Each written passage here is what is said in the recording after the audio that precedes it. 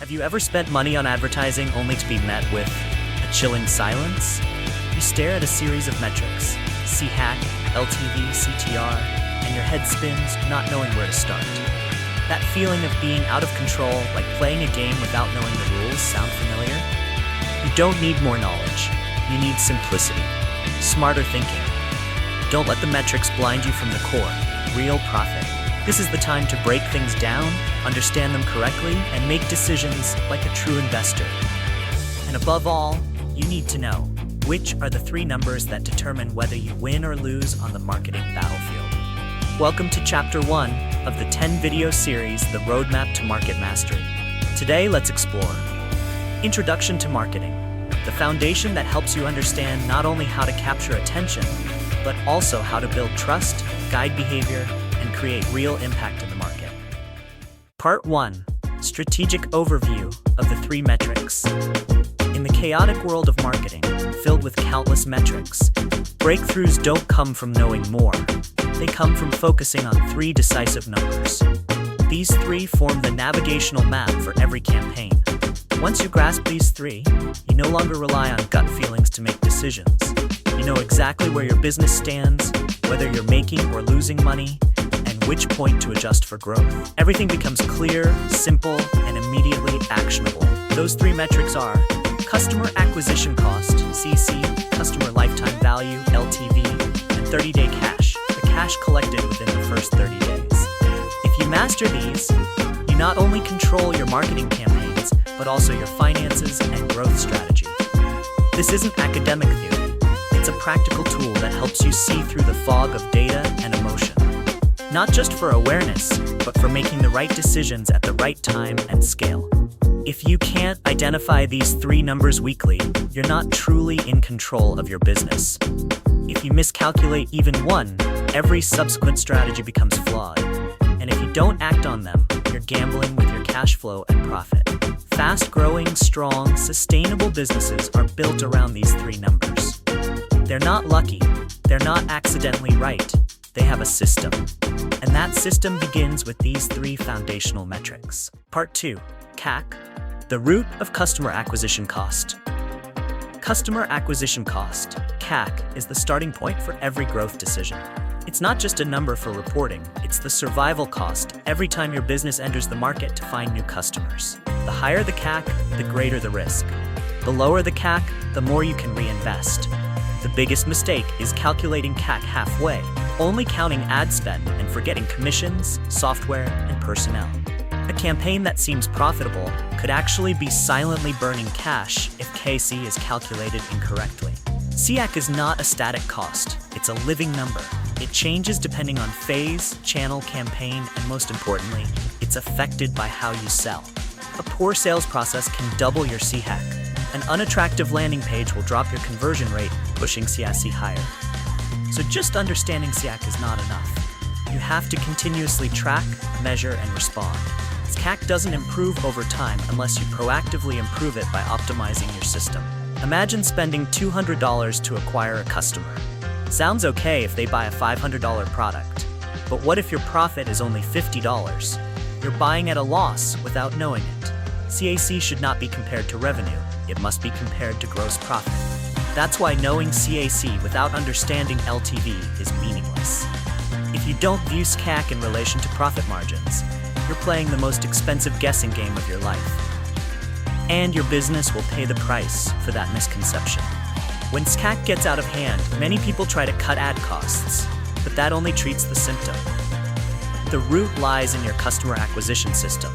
Maybe the messaging is wrong, the product lacks clarity, or the buying process isn't smooth. To reduce CAC, you must optimize more than ads.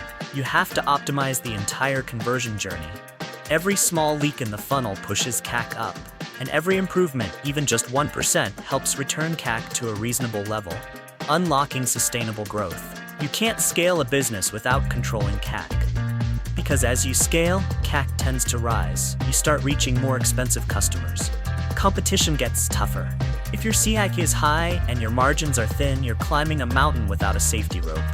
But if you manage CAC with real data, not illusions, you'll know where your growth limits lie and when to hit the gas harder.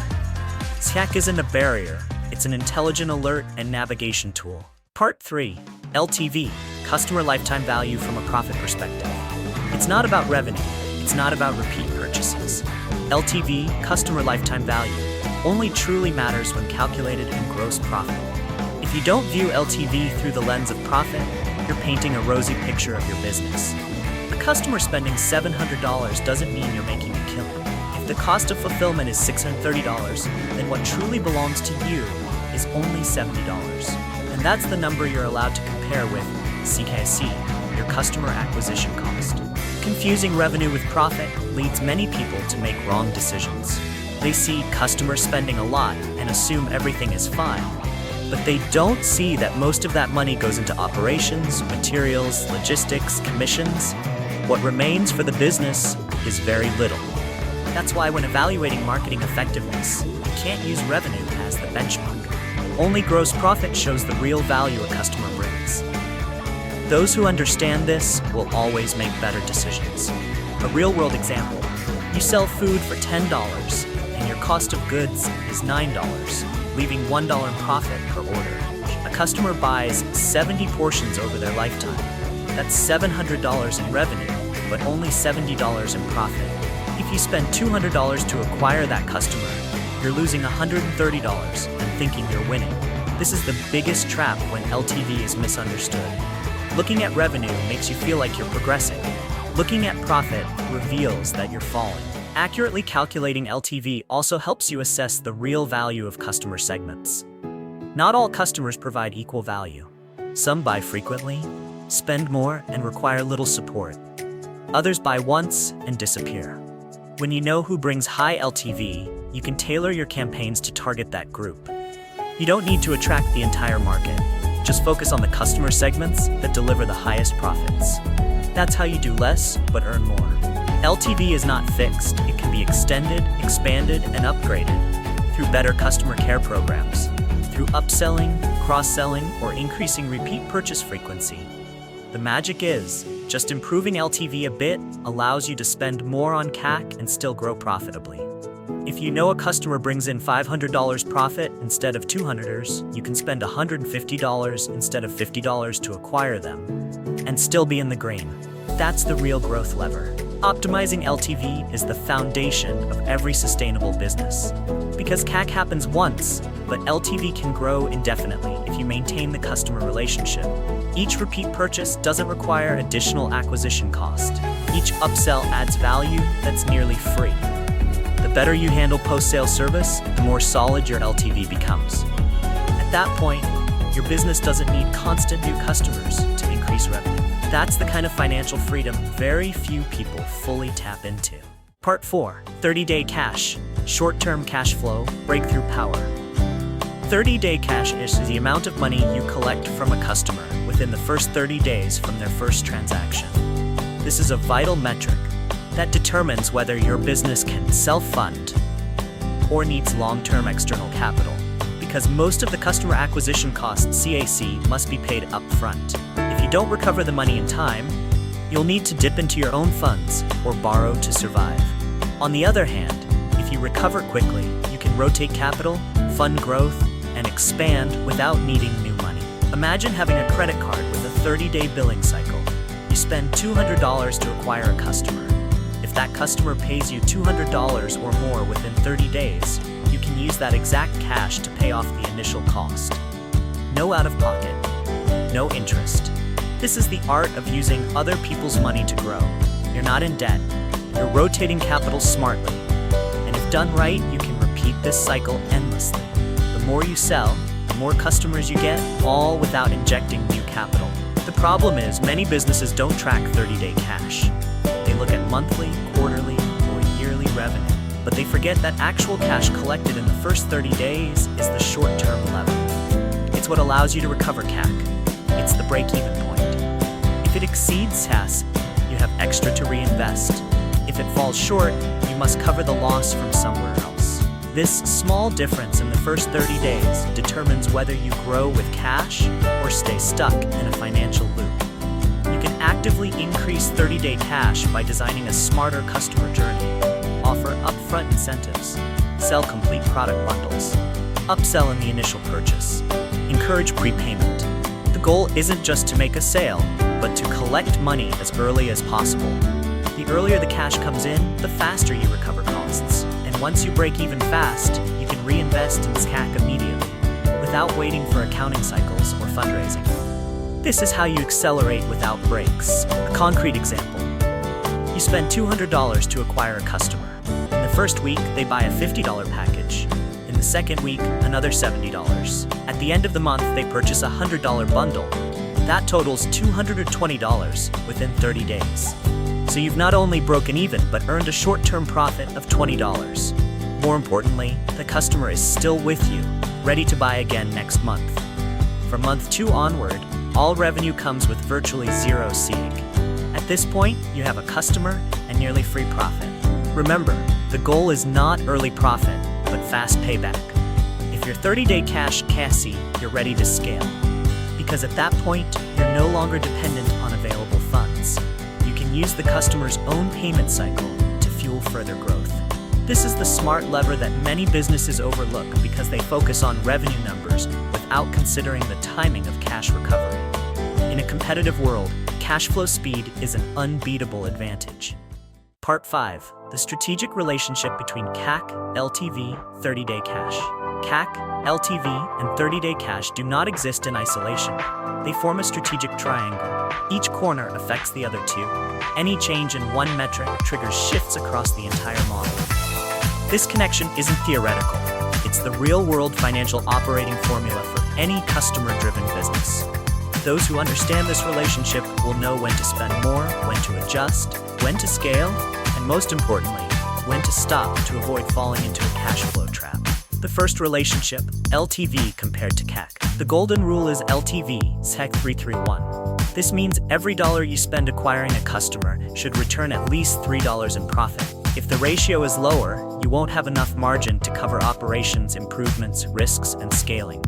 You'll merely survive, not grow. But if you exceed the 301 mark, you gain financial breathing room. You gain a safety buffer. You can test, expand, and acquire more market share. The higher the ratio, the greater the control and flexibility. However, high LTV alone isn't enough if your cash doesn't return in time. That's why the second relationship matters. 30-day cash, KC. If you collect less than what you spent within the first 30 days, you need extra funds to stay afloat. If you collect enough or more, you're self-sustaining. You use customer payments to finance the next marketing cycle.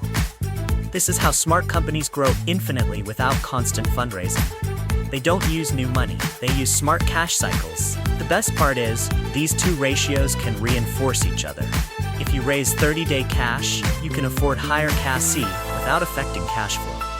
If you optimize LTV, you can tolerate a high CAC and still earn strong net profits. And if you do both, you can grow aggressively without hitting a capital ceiling. This flexibility allows you to expand market share, reach premium customer segments, and surpass competitors stuck in tight cash flow or thin margins. But when one of the three metrics veers off course, the whole system becomes unstable. CAC rises, but LTV stays the same, you're burning money. 30-day cash drops, you need loans or have to delay growth. LTV shrinks, you can't afford your marketing.